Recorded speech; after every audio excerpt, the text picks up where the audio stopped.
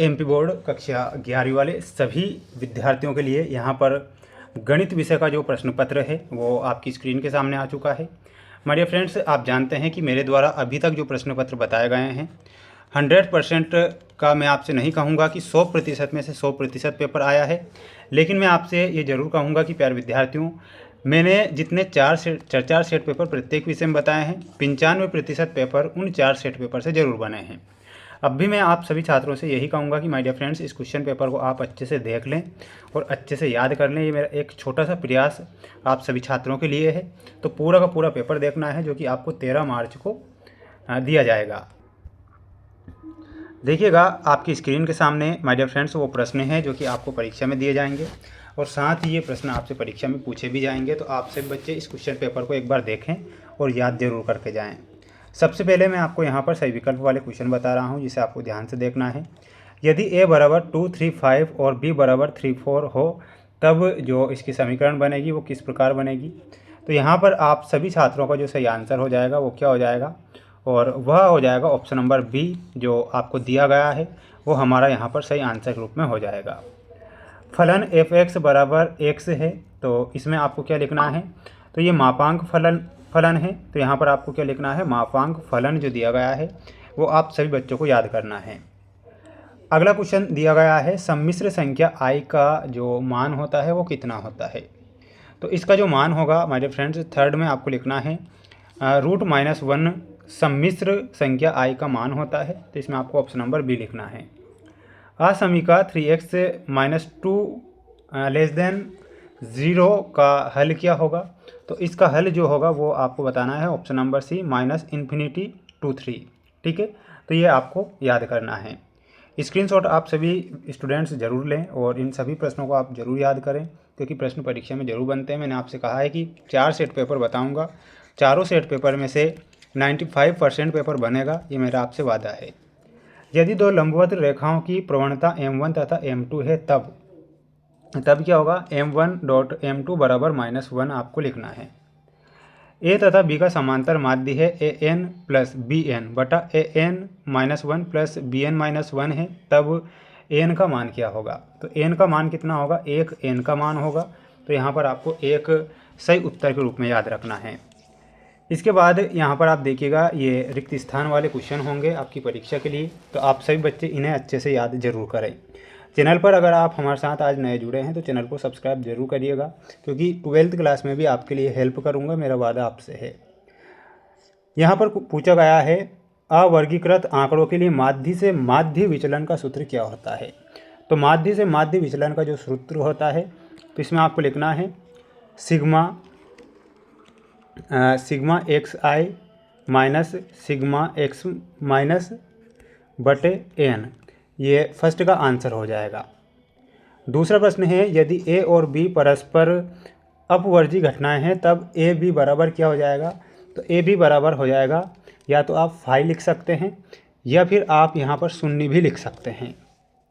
यदि 1/6 divided by 1/7 बराबर x/8 तब x का मान कितना होगा। तो x का मान हो जाएगा 64। ठीक है, y3 समतल में स्थित किसी बिंदु के x माइनस निर्देशांक का मान क्या होता है। तो इसका जो मान होता है वो होता है 0 लिखना है। 3 सिक्कों को एक साथ उछाले जाने पर 2 चित्त आने की प्रायिकता क्या होती है। तो प्रायिकता हो जाएगी 3/8। ठीक है, तो ये आप आंसर के रूप में लिखेंगे। तो स्क्रीनशॉट आप जरूर लें और अच्छे से इन प्रश्नों को आप याद करें। रेखाखंड AB व BC की प्रवणता समान है तब बिंदु ABC बराबर होंगे। तो क्या ABC बराबर कैसे होंगे, ये संरेख होंगे। तो यहाँ पर आपको लिखना है संरेख।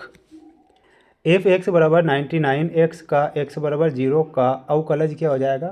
तो अवकलज हो जाएगा 99। तो ये जो दिया गया है आप यहाँ पर करेक्ट आंसर लिखेंगे। अगला प्रश्न बता देता हूँ, ये आपको परीक्षा के लिए जोड़ी मैं आपको यहाँ पर बता रहा हूँ जिसे आपको ध्यान से याद करना है। चैनल पर जितने बच्चे नए जुड़े हैं तो चैनल को सब्सक्राइब जरूर करके रखें क्योंकि आपके लिए ये छोटा सा मेरा आपके लिए प्रयास है और आपके लिए बिल्कुल मैं जो पेपर बता रहा हूँ पेपर आएगा। 10n/4 प्लस 0, इसमें आपको किससे मिलाना है, ऑप्शन नंबर F से मिलाना है। ठीक है, 10 टू एक्स का मान क्या हो जाएगा, 2 10 एक्स बटा 1 माइनस 10 स्क्वायर एक्स। ठीक है, तो यहाँ पर आपको ऑप्शन नंबर ए से मिलाना है। साइन 2x में हो जाएगा, देखिएगा option number C 1 plus cos 2x का क्या हो जाएगा, option number E 2 cos square x. D बटा डी एक्स सेक एक्स का मान क्या हो जाएगा, फिफ्थ में मिलाना है सेक एक्स 10x। और L I M x 0 sine 2x बटे एक्स में हो जाएगा ऑप्शन नंबर बी। तो ये आपकी जोड़ी रहेगी, आप इसका एक स्क्रीनशॉट लेकर इसे आप याद जरूर करके जाइएगा, है ना। बिल्कुल आपके लिए जो प्रयास मैं कर रहा हूँ बिल्कुल दिल से कर रहा हूँ ताकि आपको कुछ अच्छे नंबर मिल सके। समुच्चय ए बराबर एक्स अनुपात एक्स एक पूर्णांक है और -3 greater than x greater than less than 7 को रोस्टर रूप में लिखिए। तो रोस्टर रूप में कैसे लिखना है आप देख लीजिएगा। ए बराबर लिखना है -2 -1, फिर 0 से स्टार्ट करना है आपको। तो 0 से लेकर तो आपको कहाँ तक स्टार्ट करना है, 0 1 2 3 4 5 6 तक। ठीक है, इस प्रकार फलन एफ एक्स बराबर एक्स स्क्वायर प्लस 2 का परिसर लिखिए जहाँ एक्स एक वास्तविक संख्या है। तो परिसर लिखना है आपको और वो हो जाएगा 2 इन्फिनिटी। सम्मिश्र संख्या i की पावर 39 को a प्लस आई बी के रूप में लिखिए।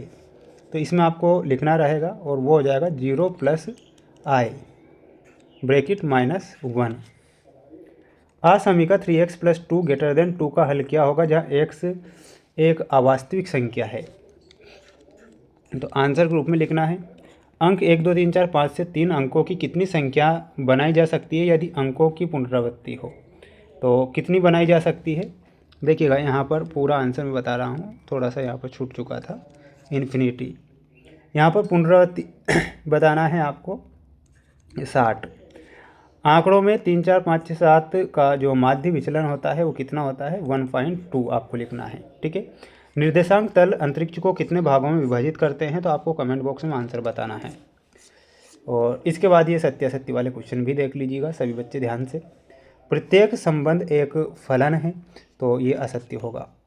विश्व के सर्वश्रेष्ठ 11 बल्लेबाज का संग्रह समुच्चय है, ये गलत है।